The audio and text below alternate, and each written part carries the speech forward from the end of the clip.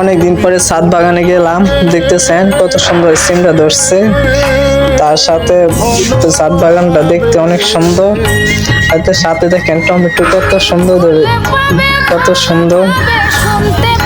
তার সাথে এতে দেখেন গোলবড়িটা দেখতে অনেক সুন্দর। এটা গাছটা অনেক বড় ছিল, কিন্তু কেটে ফেলা হচ্ছে যাতে আরো সুন্দর করে হয়, গাছটা বড় হয়। আর বিভিন্ন ধরনের এখানে ফল আছে, দেখেন জাম্বুরা। এটা বিভিন্ন দেশে বিভিন্ন নাম বলে। আপনারা দেখতেছেন, আপনারা চাইলে ছাদ বাগানে চাষ করতে পারেন, টবে লাগিয়ে গাছ। তাহলে মনে করেন ভালো ফলন হয়, খারাপ হয় না একদম। যা একটু যত্ন নিলে সবকিছু করা সম্ভব।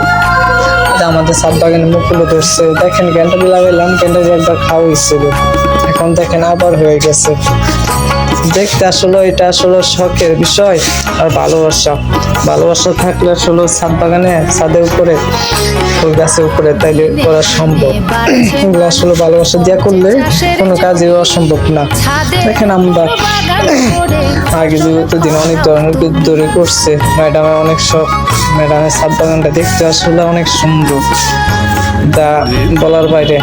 আমরা মাঝে মাঝে যেতাম, অনেকদিন পরে আজকে গেলাম, ঘুরে আসলাম ছাদ বাগানে। আসলে এটা কি বলবো, অনেক ছাদ বাগানে করাটা যে কি আনন্দের, যে করে সেটাই বুঝবে। অনেক আনন্দের ছাদে সবজি খাওয়া, ফল খাওয়া। যারা করছে, যারা খায় তারাই বুঝতে পারে। এই প্রথম আমাদের ছাদ বাগানে সাজনা হয়েছে, বড় হচ্ছে। দেখেন ডালিম গাছের মুকুল। এটা আসলে কি করে বলবো, ভালো একটা